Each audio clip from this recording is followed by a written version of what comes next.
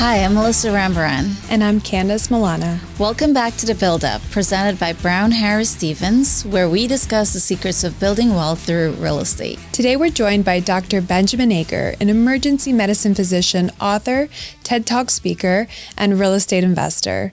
Dr. Aaker has seamlessly integrated his medical career with his entrepreneurial ventures, demonstrating the power of diverse interests and continuous learning. In this episode, we'll delve into his multifaceted journey, exploring how he balances the demands of the ER with his pursuits in real estate. Well, interesting talk ahead, but before we get into that, we want to talk a little bit about that headline that I shared with you from the New York Post, where rent prices across the nation has actually dropped except for one borough. Where do you think that is? Well, I have some insight. I know it's here in New York City. So most across the country, we're seeing rents dip except for one part of New York City, which is really bucking that trend. Exactly. According to a recent report, the median rent in Manhattan is $4,500. Yeah. Meanwhile, in other cities like Austin or in San Diego, they're seeing declines in their rent, around 6% in their median rent. So while New York City is going up, we're seeing other major cities coming down. So what's the cause of this disparity, right? Just Manhattan is having this crazy rent, whereas everywhere else is just really low. So what's happening there? Well, it's just really a simple supply and demand factor, right? So the inventory in Manhattan is really tight right now.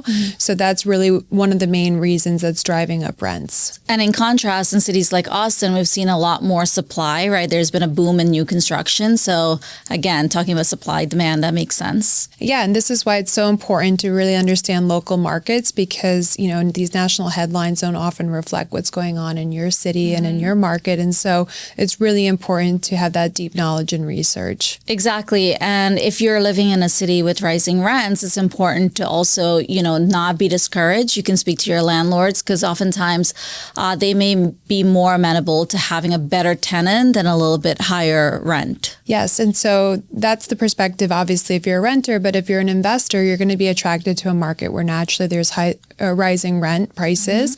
But that can also signal that there's a barrier to entry on the construction side. So you really have to look at your investment strategy and see if it'll be a fit for you. Because if you're a builder or you're in construction, maybe that's not the right market. But if you're just looking to come in and purchase something that's already existing, then again, that can be really attractive. So the key takeaway here, from what I'm understanding, is not just looking at the overall trend of the national market, but more so the local market. You want to do a lot of research. You want to be educated. And then again, also, like you said, just based on your personal investment strategy, that's how you move forward. Yeah. And I think the other takeaway is that there's opportunities in all kinds of markets. So where rents are rising, it's not as much of an opportunity for the tenant, but more so obviously for landlord and investors. And then where they're falling, obviously that's more for renters, but also as an investor, you can see that as a way to enter a market and maybe do value add investments as well. So there's always opportunities really in any market. It's just about finding it and knowing what it is that you need to look for. Exactly. This beautiful set here at Studio 1873 is brought to you by the Everset. The Everset provides full-service staging and furniture rental solutions in the New York area. We work with Brown Harris Stevens and many other top real estate firms, staging their homes to sell quickly and at the highest price possible. Our staging is affordable without sacrificing quality or design. For more information, please visit us at staging.theeverset.com or email us at staging@theeverset.com to request a free proposal. When we first started Excel Real Property Management 11 years ago, we did so with the intention of protecting the investment community. Here at Excel Real Property Management, we focus specifically on serving the needs of individual apartments, townhouse, and small multifamily building owners both in Manhattan and select neighborhoods of Brooklyn. Our services encompass everything: rent collection, expense payment, handling maintenance and repair, turnover between tenants, insurance needs. Literally anything that an investor would typically handle him or herself, we take care of for them. Whether you hold one individual apartment or a rental building that houses 20 units, Excel is here to help with all of your specific needs.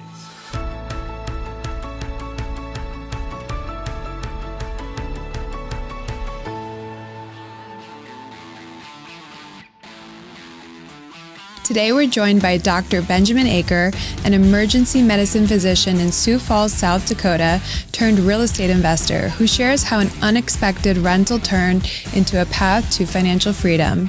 From juggling night shifts in the ER to scaling a real estate portfolio through multifamily deals and syndications, Benjamin walks us through the mindset shifts and strategic moves that helped him grow without walking away from his medical career. Plus, we'll dive into how he uses storytelling, teaching, and intentional investing to inspire other professionals to build wealth on their own terms. Benjamin, welcome to the Buildup. Well, thank you so much. I'm just really excited to be on the Buildup podcast. I appreciate the invitation. I look forward to talking with you. Wonderful. We're very excited to talk to you today. You're in a medical field, emergency physician. So, it's very different from real estate. So talk to us about what drew you to real estate and what made you want to get into real estate investing. Yeah, that's a good point. It is so different from real estate. And that's what I like about it is that there's, I can do one thing for a while, do kind of switch and do something else. And it's just been a really good career in emergency medicine for me to be able to get into something else like real estate. But I never really, I shouldn't say never, but for a long time going through medical school and then you do residency after that, was not interested in any kind of entrepreneurial thing or in real estate at all. And it just happened that after that, I got out into the real world, started practicing, and then I became an accidental landlord. And that's why I got into real estate. Can you share a little bit about what you mean by an accidental landlord? How did that happen for you? Sure. I wish I knew the statistics of how many people came into it as accidental landlords, but I'm one of the many that I've talked to. We moved to Sioux Falls, South Dakota, and I wanted to have some land. I'm from South Dakota, country boy, and like to have that land to go out there. And my wife wanted to have a beautiful house, and we could not find any land that had a beautiful house. But we did find some land that had a house that looked like a cave built in the 70s, full of hallways. It was crazy. And she would never live in there unless I made a deal that if we paid off this place, I would demolish that and build her dream home. So that was the plan. We went ahead and did that. We were going to rent a house to stay. We're very renter mindset, which I think is great. But when you move on, you're going to need to kind of consider real estate investing. You need to be an owner. And we had a friend who's a real estate agent who said, have you considered just buying something? Because we could not find a rental. So we fixed it up, and then we moved into there and stayed there for a year. And then we moved back out. Once we moved out to live in our dream home, the real estate agent said, you know what? I have two buyers who I've been taking around, and they have not been able to get a bank loan. Their credit is just not quite right. Would you consider renting to them? And we said, wait, we don't even know what that's all about. And we did every mistake that you could possibly make. We didn't do any background check. We just kind of signed them up, that day, and they moved in. And we got lucky because that first deal is so important. If you have a bad first deal, man, you're just not going to like real estate. But they were some of our best tenants that we had, and we ultimately ended up selling that house to them. And we felt so good. That's the best feeling in the world when you can help someone kind of go from, not having very good credit to being able to buy their own house. For sure. And it's part of the American dream, right? But you started with a small project, but you moved into larger projects, multifamilies. Talk to us about what was that learning curve like? And you mentioned you made some mistakes, right? As we all do at the beginning of something new, but talk to us about that process. Sure. The first step into multifamily. So that from that single family rental that we had initially, I thought that was the way to go. I read Landlording on Autopilot, which is a very pro single family rental book, very good book. And so just buy more. And then it became, as the market kind of shifted, became harder and harder to buy those single family residents. And it's still now, to buy a house anywhere is going to be expensive, and it's really hard to make a cash flow or work at all as a rental. So then I started looking for other opportunities. So kind of into multifamily, there was an 8-unit or 8-plex in a small town outside of Sioux Falls that I bought. And in that, I just saw the economy of scale once the checks started kind of rolling in. And then, I get all these checks every month, but I only have to pay one property tax bill. I only have to pay one insurance bill.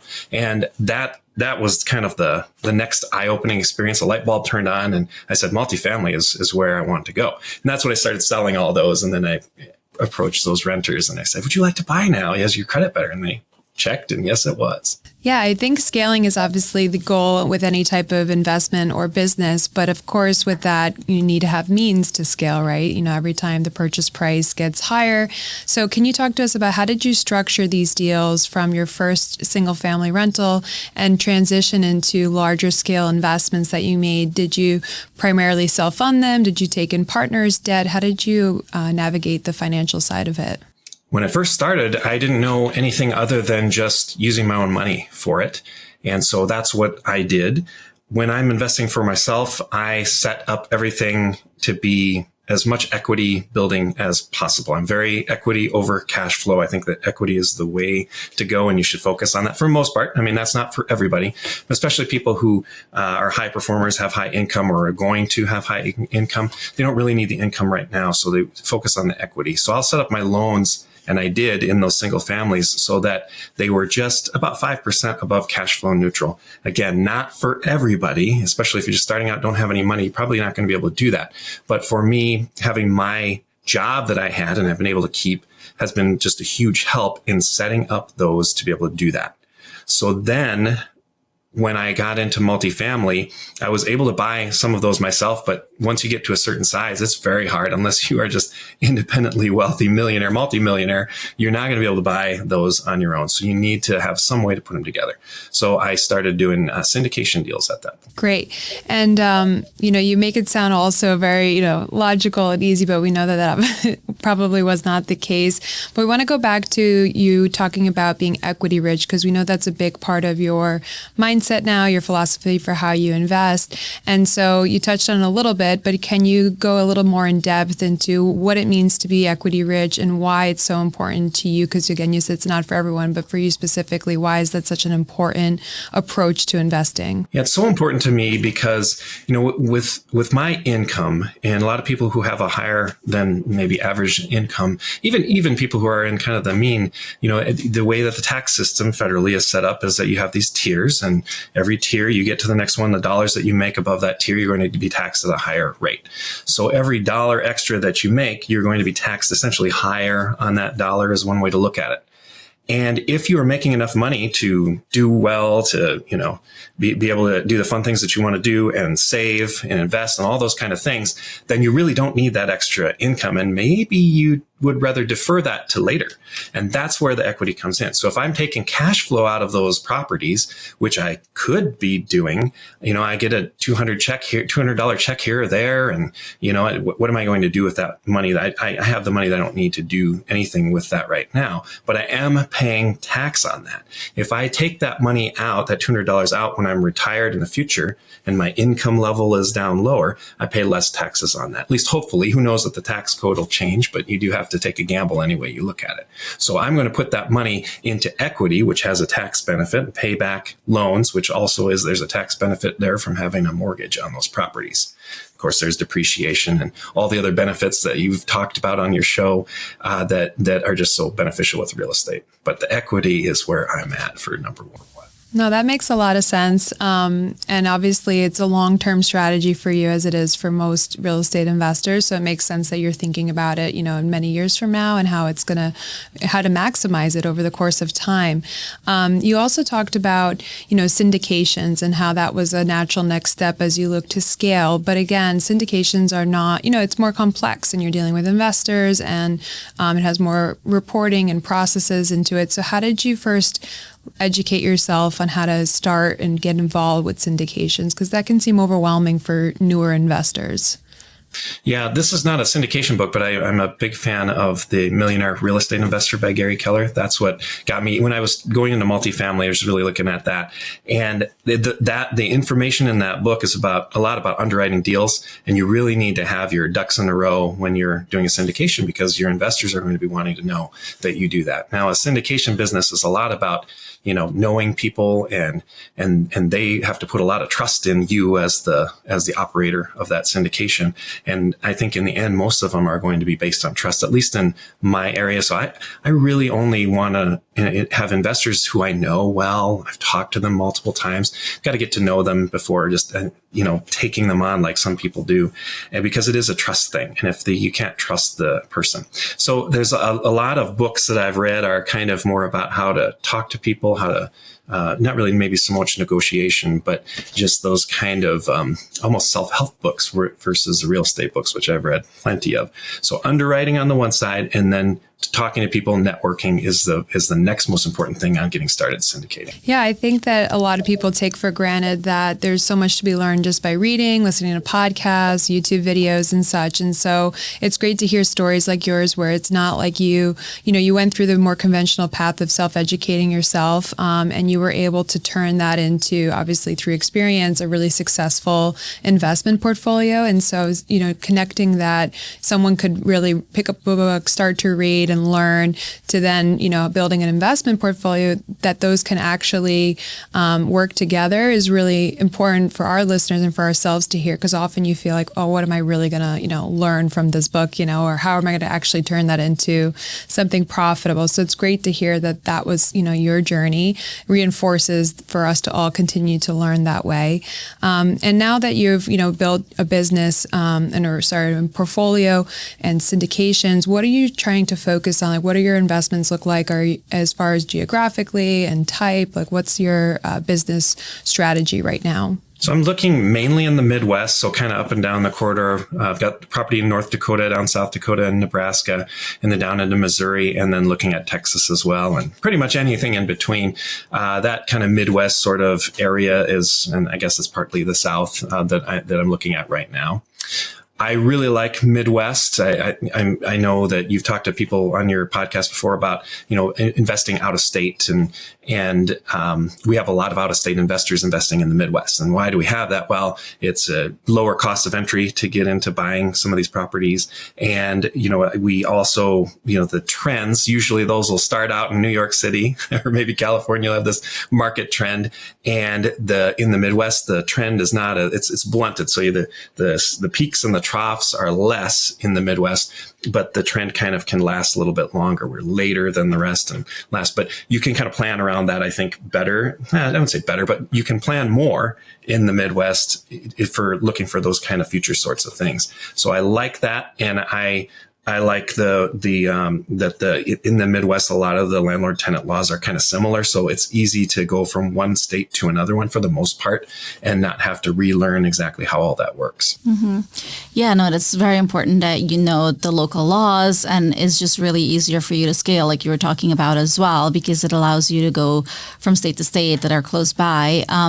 But I want to go back to a little bit of what you and Candice were talking about in terms of learning, right? So you've been very busy with your real estate investments, being a physician, right? But you're also an author. So we wanted to touch on that. And you've also delivered a TED Talk, right? So it seems that you're very inspired to want to give back that knowledge, right? Because it seems that you've read a lot of books and you've depended on a lot of self-education. So talk to us about what really inspired you to want to write this book. Yeah, I've heard authors say that the book just had to be written, and I didn't understand that until this happened. And then it was just like I had to write it. And it came out of my first syndication deal. So 16 units in Sioux Falls, really probably too small to be syndicating. I could have done it myself, but I wanted to get that experience to do larger ones. And I bought that from a nonprofit who had owned that, and their mission was to rent or to subsidize rentals for people who were kind of hard on their luck, having some trouble. And so they'd subsidize them. And so I went into there thinking, well, I am a genius for finding this place because I've got a built-in group of tenants that are all being paid. So they I think, just didn't want to be a landlord and also the subsidizer, kind of not really an ethical problem, but just a little gray area sort of thing. One hand was paying the other. So they wanted to get out. So I thought, I'm just going to get this check. They're going to write a check to me every month. Just like, some of the subsidy, like Section 8, which is a big well-known thing. This wasn't Section 8, but it's just a private subsidizer. Well, they get a grant from the government and then they pay. So I bought that, not really thinking of doing any other. I mean, I did the typical due diligence like you might do for purchasing, you do the inspection. But as far as the leases go, I looked at them and I said, okay. So then about 2 months after purchasing that, it's just like it looked like they started finding ways to take people off of their program. And so they'd say, this person's making too much money. This person did this. We're not going to pay anymore. And they just started dumping people off of their program. And then there was no rent coming in. So then these people are having to be evicted, which is a terrible thing. It's their own population. And so I worked with them to try to get them on other programs, but we went down to 25% occupancy. And that was horrible. I mean, I've never had a feeling like that in my life.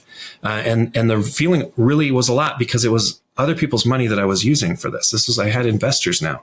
If it was my own, I would have felt bad and I felt dumb and, but I just work it out.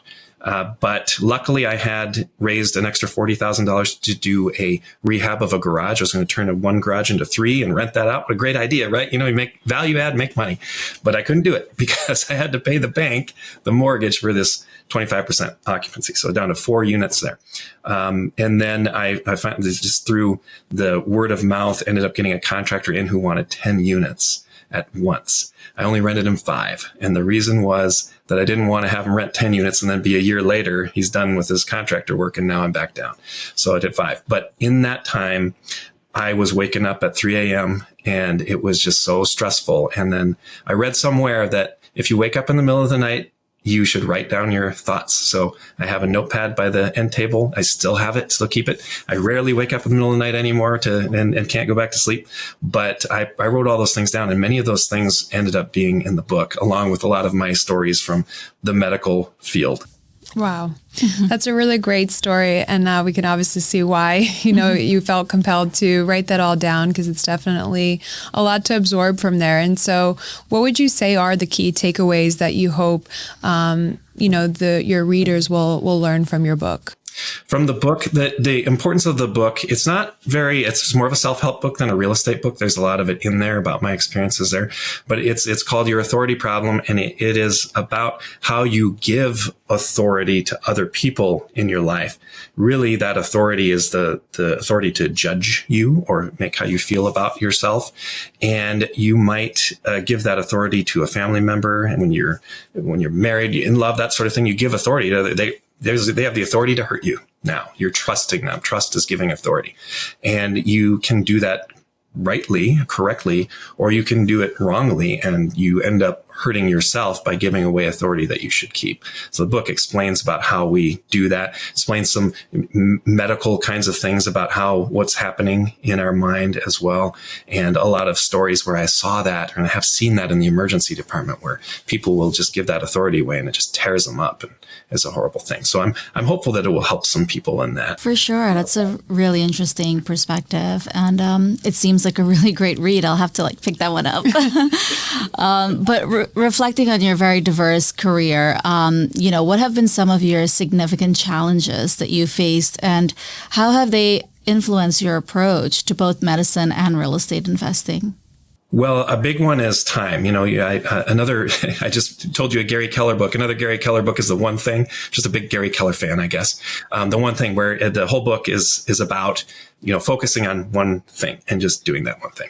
And I think I believe in that, but also in the ER, and my mentality is I like to do a little bit of everything. I like to work at night sometime, I like to work in the day sometime, I like to do that.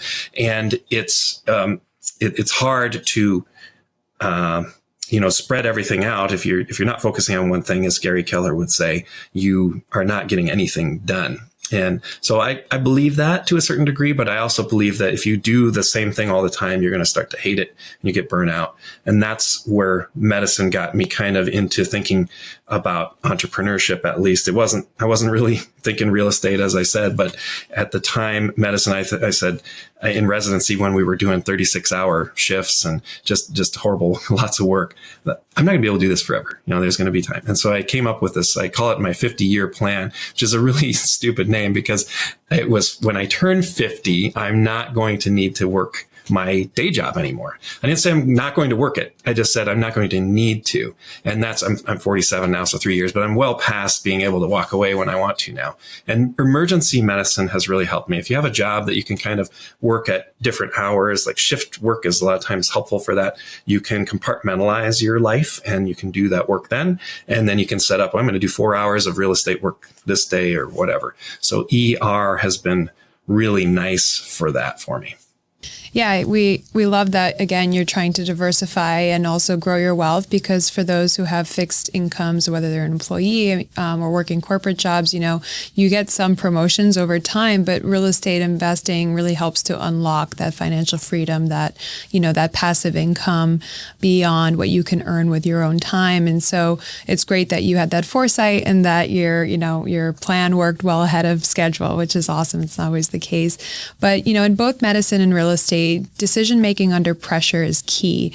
So what tools and frameworks have really helped you to make smart investment decisions quickly?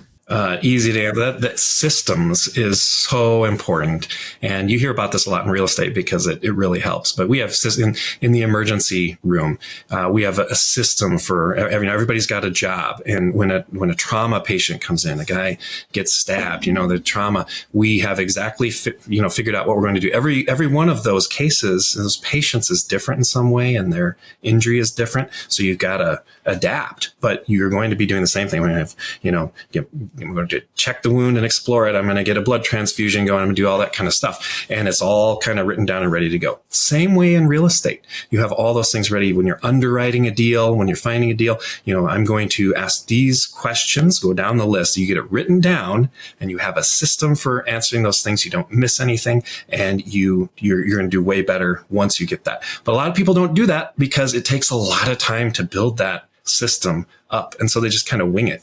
And then, it did okay or it failed or whatever. And they think, well, real estate's terrible, right? Didn't work for me that one time. So get a system and you will do way better. Yes, 100%. When you build the system, it's at the very beginning when you don't really need a system because you're managing maybe one deal. But that's when you need to refine it, build it, and then so you'll really appreciate that once you're working at scale and at volume, that's when the systems come into effect. And then you really appreciate that you set it up from the beginning. But yeah, we agree. It's the same thing with our business and brokerage. We're navigating so many different deals that if you're disorganized and you don't have a process, you can easily lose track of what you're working on and as a result, deal flow. So we couldn't agree more with that. And just sticking with healthcare professionals for a minute, like you said, it is a career path that is prime for possibly also exploring real estate investments due to the income levels and the time schedule that you all work. So what advice would you give to other healthcare professionals who are considering getting into real estate investing? Yeah, the first thing would be is you need to decide whether you're going to be active or passive. And there's a tax term about active and passive, but I'm talking about what are you going to do? Are you going to be someone who is going to invest in somebody else's deal that they found and presented to you? Or are you going to go and find that deal yourself and run that yourself, manage it or whatever? Like the active side of things, there's going to be more reward, but there's a lot more work involved on it. So then if you are going to, do it yourself, then you've got to learn how to do that. So it's going to be reading, listening to podcasts like this one is a great way to do it. And then networking, go to your local RIA and just listen in to start with. And then you'll start to meet people. You do that, then that's a good way to get going. If you're going to do the passive side of things, then you need to learn how to evaluate whatever deal you're going to look for. So it's a very similar kind of a core set of knowledge. But what you really shouldn't do is just rely on that, hoping that you're going to find somebody that you just like and you can trust them because you had a good conversation. You really want to be able to look at the numbers that they're presenting you. And then in the middle of the road is a partnership where you find somebody else who's like-minded, maybe some other physician or healthcare. It doesn't even have to be. It might actually be somebody who doesn't have a lot of money, but have a lot of time and ambition, and they want to do the work, and you want to come in with the money. So you can partner with them too. So there is a ton of options for healthcare workers and other careers to be able to get into real estate without doing everything yourself. 100%. Yeah. And that's what we love about real estate investing is that it's not one size fits all. Often people assume you have to be a landlord and that's the only way to have an investment, but it really is such a broad field. And that's part of what we hope to bring with this show and with our guests is to show how wide ranging the different types of investments can be and how active or passive you can choose to be based on your preferences and your lifestyle. So we couldn't agree more with that. And we'll leave you with one last question, which is that, you seem to be somebody who's always, thinking for the future, planning and trying to grow and, work on bettering themselves. And so what does the future have in store for you as it relates to your real estate investments? Are you looking to kind of build on what you've already set up in terms of the types of investments or maybe get into new markets or new types of properties? Like what's on the horizon for you? I'm going to continue looking for multifamily deals. I like to have 100 units plus right now. And, there's not a huge amount of them that are like that out there. So I've got to search in multiple markets to do that. I really don't want to do a lot of deals. I think it's maybe not a good thing to be. I mean, that sounds great. We'll do a lot of deals and you make a lot of money. But, if you're not taking the time to vet those, I mean, once you buy a deal, you've got to stabilize it. That takes 1 to 2 years to do that. And I want to be able to focus on that 1 or 2. So the maximum that I want to do is 1 deal per year. And I've calculated it all out. They've got the freedom number, what people look at to try to decide when they can quit their job. I'm well beyond that, but I want to be able to figure out what can I do when I'm retired and retired from medicine and then not doing that anymore. How much do I need to be making? So I've calculated that 1 per year is really all I need to do. So I vet them very carefully, finding the right one to do. It's about quality, not quantity for you. Absolutely. That's the best. That's a good take-home message. Well, thank you so much again for joining us today, for sharing your really valuable insights. We really enjoyed this conversation. Thank you for the invitation. It was a pleasure. Look forward to listening to it. Hey, it's Stephen Bailey from Roadway Moving and Storage. As an official moving partner of Brown Harris Stevens, we know that your clients deserve more than just a move. At Roadway Moving and Storage, we turn moving into an experience they will love. From specialized services to a white glove treatment, we've got it all covered. When you choose Roadway, you're choosing a peace of mind for your clients. Plus, our referral program is the most rewarding in the industry. Want to learn more? Shoot me an email at steven@roadwaymoving.com or visit roadwaymoving.com. Do you have a big move coming up? I'm Scott Nadler with Cross Country Mortgage, and I've got the loan to match your dream home. Whether it's your first or your 5th, I'll make the process quick and easy. Call me today. Let's make it happen.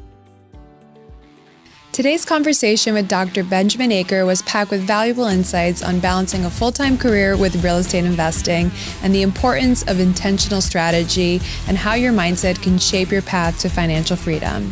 Thanks for tuning in to today's episode with Benjamin. Be sure to subscribe for more inspiring stories and expert advice on real estate investing. And if you found today's conversation helpful, leave us a review and share it with someone who needs to hear it.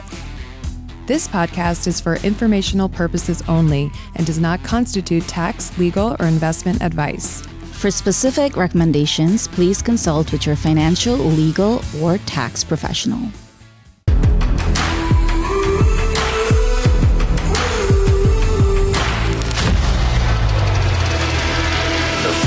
Always leaves your text on red. Leaves your text on red. Built the corporate group with $1,000 loan. Tell us a little bit about how you actually came from. Welcome to the Buildup, John Roa. Thanks for having me. We're coming to you here from Studio 1873. It's about 57% over. 170 million. So then, cheers.